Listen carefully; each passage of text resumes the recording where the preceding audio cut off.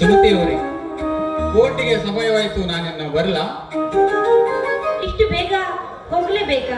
ನೋಡಿ, ಹೊಸದಾಗಿ ಮದುವೆ ಆಗಿದ್ದೇವೆ, ಇನ್ನು ಹೋಗದಿದ್ರೆ ಇನ್ನು ಅಲ್ಲಲ್ಲಿ ನಡೆಯುವುದು ನಮ್ಮ ಪ್ರಥಮ ಮನೆಯಲ್ಲಿದ್ದು ಜಾಲಿ ಮಾಡಬಹುದೇನೋ? ಜಾಲಿ ಅದು ರಾತ್ರಿ, ಹಗಲು ಹೊತ್ತಿನಲ್ಲಿ ಅದು ಚೆನ್ನಾಗಿರೋದಿಲ್ಲ. ಆದಷ್ಟು ಬೇಗ ಬರುತ್ತೇನೆ ಸುಮತಿ. ಆಯ್ತು, ಹೋಗಿ ಬನ್ನಿ. ಬರುವಾಗ ನನಗೆ ಹೂಗಳನ್ನು ಮಾತ್ರ ಮರೆಯಬೇಡಿ. ಹೂವು ಹಾಗೂ ಹಣ್ಣು ತಮ್ಮ ಗೌತಮ್ ತರುತ್ತಾನೆ. ಯಾಕಂದ್ರೆ ಇವತ್ತಿನ ಪ್ರಥಮ ರಾತ್ರಿಯ ಎಲ್ಲ ಜವಾಬ್ದಾರಿಯನ್ನು ಅವನೇ ವಹಿಸಿಕೊಂಡಿದ್ದಾನೆ. ಹಾಗೆ ಶೃಂಗಾರದ ವಸ್ತುಗಳನ್ನು ತಾನೇ ತರುತ್ತಾನೆ. ಅಯ್ಯೋ, ನನ್ನ ಮುದ್ದು ಮೈದನ ಗೌತಮ್ ವಹಿಸಿಕೊಂಡಿದ್ದಾನೆ. ಹಾಗಲೇ ತುಂಬಾ ಒಳ್ಳೆಯದಾಯ್ತೆ. ನೋಡಿ, ಆದಷ್ಟು ಬೇಗ ಬಂದು ಬಿಡಿ. ಆಯ್ತಾ? ಆಯ್ತು ಸುಮತಿ. ಹಾಗಾದರೆ ಒಂದು ಸುಮಧುರ ಗೀತೆಯನ್ನು ಹಾಡು.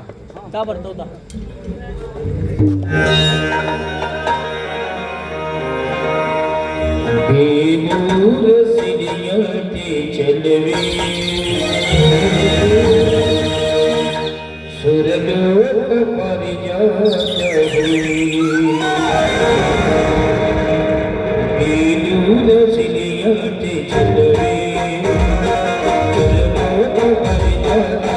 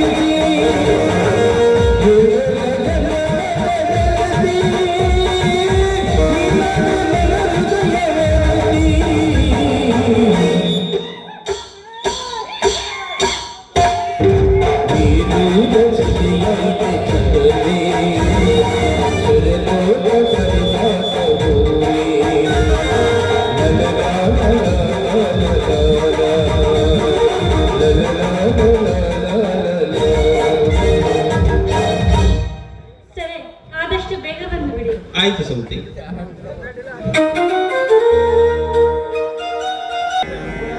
ನಾನು ನಿಜಕ್ಕೂ ಪುಣ್ಯ ಮಾಡಿದ್ದೇನೆ. ದೇವರಂತ ಗಂಡ, ಮುತ್ತಿನಂತ 2 ಮಕ್ಕಳನ್ನು ಪಡೆದ ಮೈದನನ್ನು ಪಡೆದ ನಾನೇ ಭಾಗ್ಯಳು.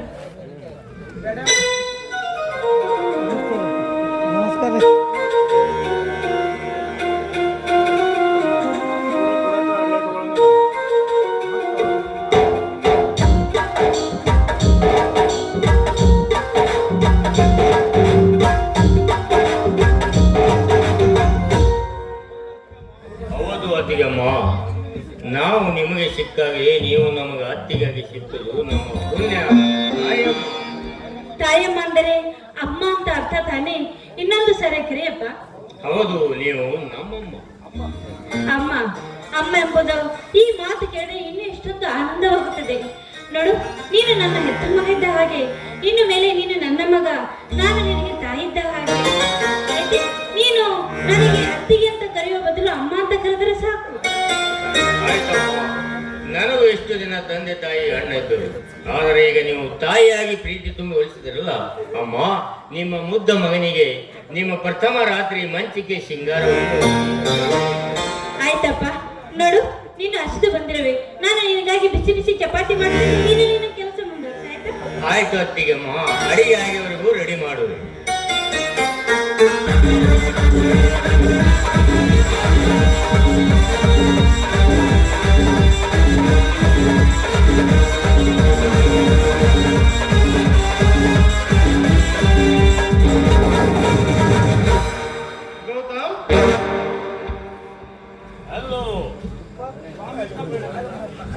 ಮಿತ್ರ ಪ್ರಣಯರಾಜ. ಅವನು ನಮ್ಮಣ್ಣನ ಮದುವೆಗೆ ಯಾಕೆ ಬರಲಿಲ್ಲ? ಎಷ್ಟೊಂದು ದಾರಿ ನೋಡಿದೆ ನಿನಗೆ ಗೊತ್ತಾ? ಸಾರಿ ಮಿತ್ರ, ಕೋರ್ಟಿನಲ್ಲಿ ನಿನ್ನೆ ಸ್ವಲ್ಪ ಇಂಪಾರ್ಟೆಂಟ್ ಕೆಲಸ ಇತ್ತು.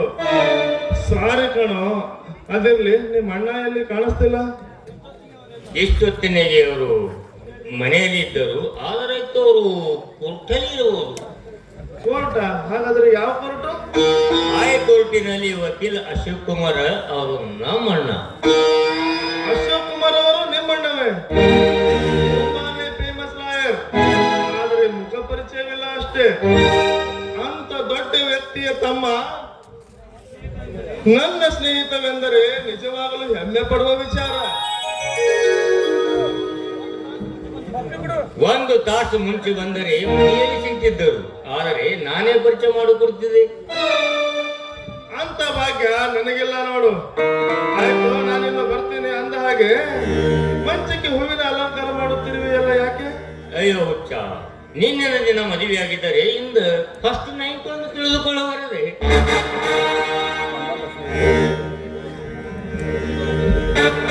ಓಹೋ, ಹೀಗೋ? ಸರಿ ಸರಿ, ಒಂದ್ ನಿಮಿಷ.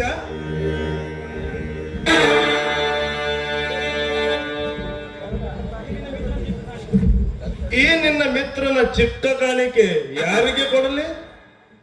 ಸ್ವಲ್ಪ ತಾಳು. ಅತಿಗಮ್ಮ ಅತಿಗಮ್ಮ ಅತಿಗಮ್ಮ.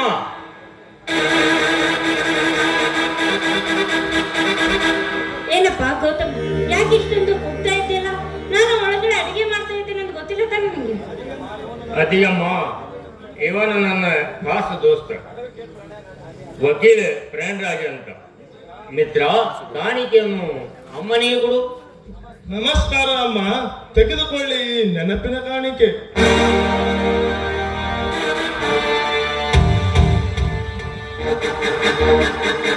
ಮಿತ್ರ, ಹೇಗೆ ನನ್ನ ಅತ್ತಿಗಮ್ಮ? ಸಾಕ್ಷಾತ್ ಬಂಗಾರದಂತ ಗುಣದವಳು. ಇಂಥ ಅತ್ತಿಗೆಯನ್ನು ಪಡೆಯಲು ಪುಣ್ಯ ಮಾಡಿದವಪ್ಪ ನೀನು. ಹೌದು ಕಣು, ನೀನು ಹೇಳೋದು ತುಂಬಾ ನಿಜ. ಅಮ್ಮ, ನನ್ನ ಮಿತ್ರನಿಗೂ ಊಟ ಊಟ ನೋಡಪ್ಪ, ಇನ್ನು ಊಟ ತುಂಬಾ ತಡವಾಗುತ್ತದೆ. ಯಾಕೆಂದ್ರೆ ಮನೇಲಿ ಗ್ಯಾಸ್ ಖಾಲಿಯಾಗಿದೆ. ಹೌದು ಅತ್ತಿಗಮ್ಮ, ಚಾನಾದರೂ ಹೇಳಿದ್ದು ನಿನಗೆ ಕೇಳಿಸ್ತಾ ಇಲ್ವಾ? ಮನೇಲಿ ಗ್ಯಾಸ್ ಖಾಲಿಯಾಗಿದೆ ಅಂತ. ಸಾರಿ ಇರ್ಲಿ ಬಿಡು ಮಿತ್ರ, ಇವತ್ತು ಚಹಾ ಊಟ ಮಾಡದಿದ್ದರೇನಾಯ್ತು? ಮತ್ಯಾವಾಗಲಾದರೂ ಬಂದಾಗ ನೀನು ಬೇಡ ಅಂದರೂ ಕೂಡ ಬಿಡಲ್ಲ. ಚಹಾ ಅಷ್ಟೇ ಅಲ್ಲ, ಊಟ ಮಾಡಿಕೊಂಡೇ ಹೋಗುತ್ತೇನೆ. ನಾನಿನ್ನು ಬರ್ಲೆ? ಊಟ ಆಗಿದ್ರು ಚೆನ್ನಾಗಿ. ಇರ್ಲಿ ಬಿಡು ಮಿತ್ರ, ಮನಸ್ಸಿಗೆ ಹಟ್ ಮಾಡಿಕೊಳ್ಳೋಣ. ನಾನಿನ್ನು ಬರ್ತೇನೆ.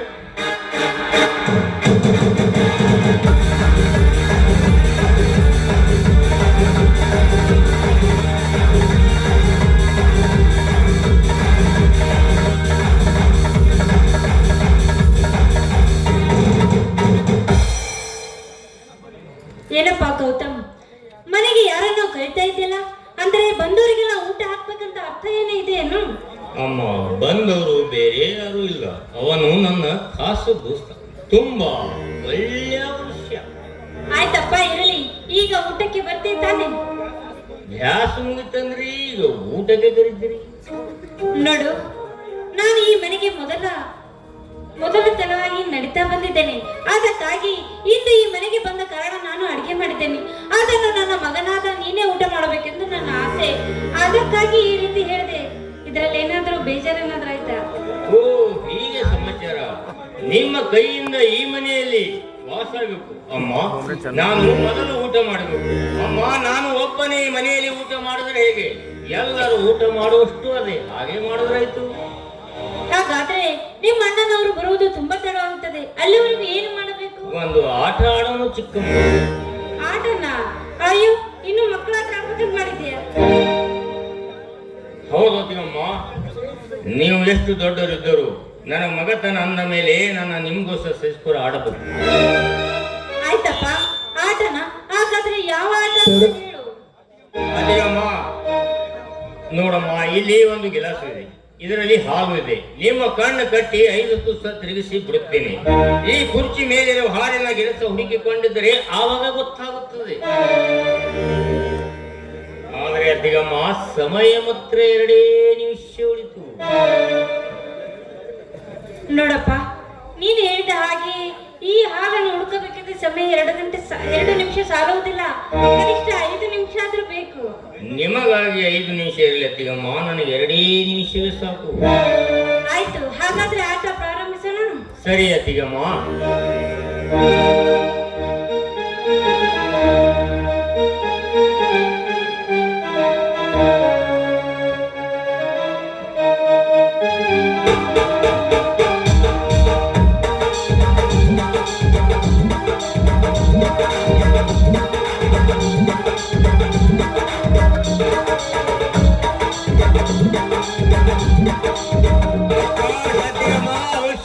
ಸಾವಕಾಶ ಹುಡುಗಿಯ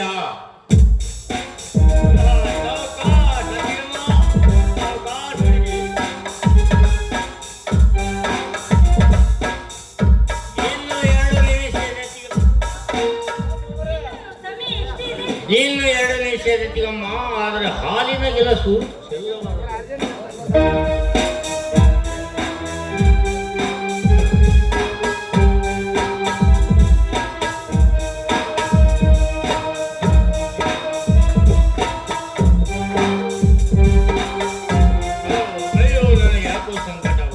ಬನ್ನಿ, ಯಾರಾದ್ರೂ ಕಾಪಾಡಿ.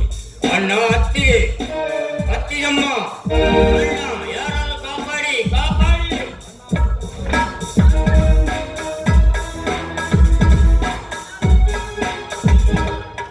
ನೀನು ಈ ರೀತಿ ಕಿರ್ಚಿಕೊಂಡು ನನ್ನನ್ನು ಹಾದಿ ತಪ್ಪಿಸಬೇಡ.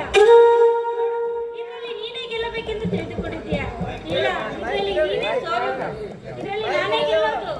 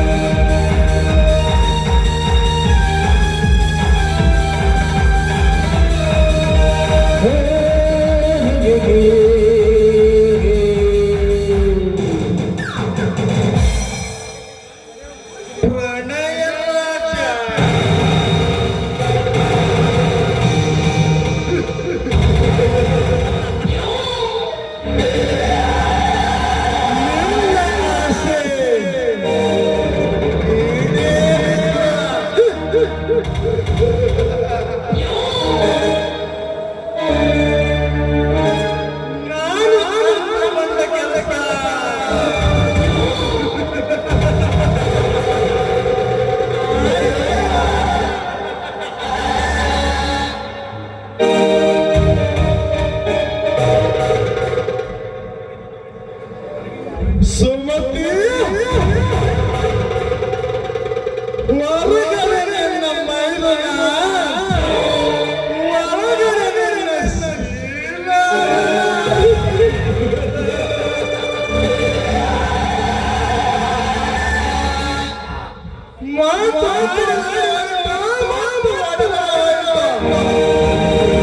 ಸುಮತಿ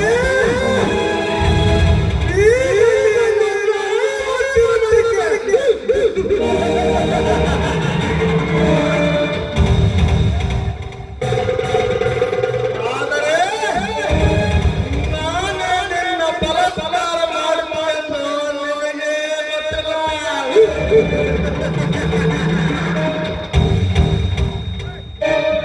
ನಿನಗೆ ನನ್ನ ಸ್ನೇಹಿತನ ತಾಳಿ ಕಟ್ಟುವುದು.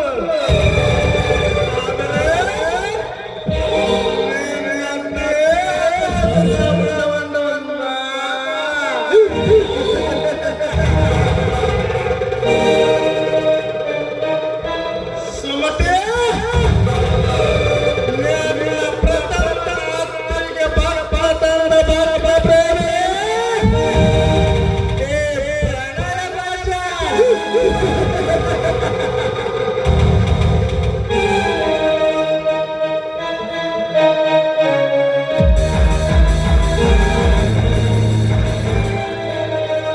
ಸಾರಿ ಮಾಡಿದ ಪ್ರೇಮ್.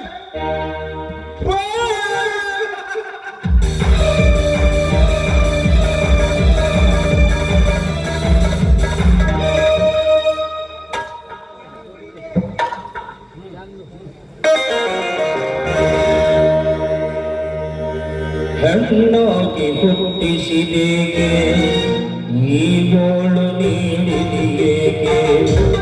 ಹೆಣ್ಣಾಗಿ ಹುಟ್ಟಿಸಿದೇಕೆ ಈ ಗೋಳು ನೀಡಿದೆಯೇಕೆ? ಎಲ್ಲಿ ಕಾಣಲಿರೋ ದೇವ, ಎಲ್ಲಿದೆಯೋ ದೇವ? ಹೆಣ್ಣಾಗಿ ಹುಟ್ಟಿಸಿದೇಕೆ ಈ ಗೋಳು ನೀಡಿದೆಯೇಕೆ?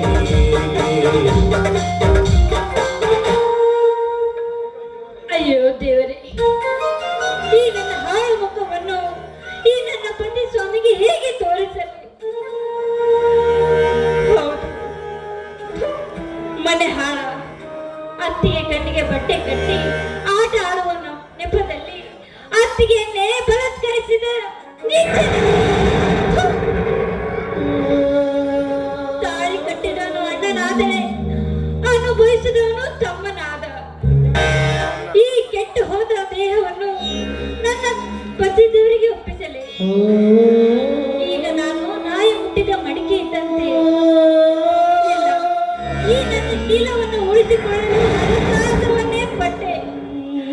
ಆದರೆ ಏನೂ ಪ್ರಯೋಜನವಾಗಲಿಲ್ಲ. ಹೌದು, ಶೀಲ ಕಳೆದುಕೊಂಡು ಬದುಕುವುದಕ್ಕಿಂತ ಸಾಯುವುದೇ ಲೇಸು. ಹೌದು, ನಾನು ಸಾಯಲೇಬೇಕು.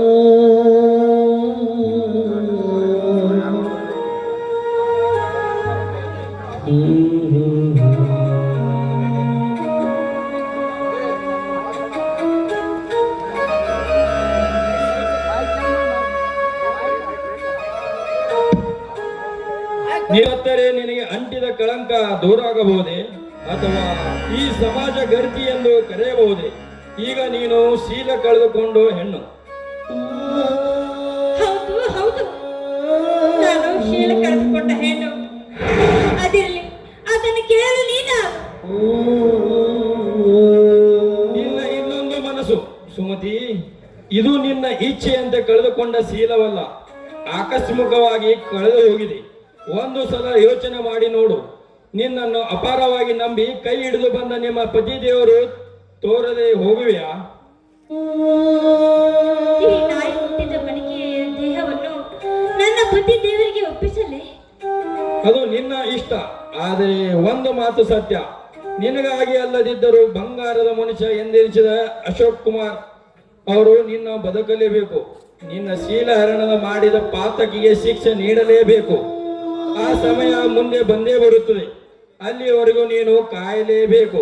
ನಿನ್ನ ಸೇಡಿನ ಪ್ರತಿಕಾರ ರಕ್ತದಲ್ಲಿ ಕುದಿಯಬೇಕಾದರೆ ನೀನು ಚಂಡಿ ಚಾಮುಂಡಿ ಅವತಾರ ಎತ್ತಿ ಬರಬೇಕು. ಈ ವಿಷಯ ಹೀಗೆ ಗುಪ್ತವಾಗಿರು, ಯಾರಿಗೂ ಹೇಳಬೇಡ. ಈಗ ನೀನು ಮೊದಲನೇ ತರ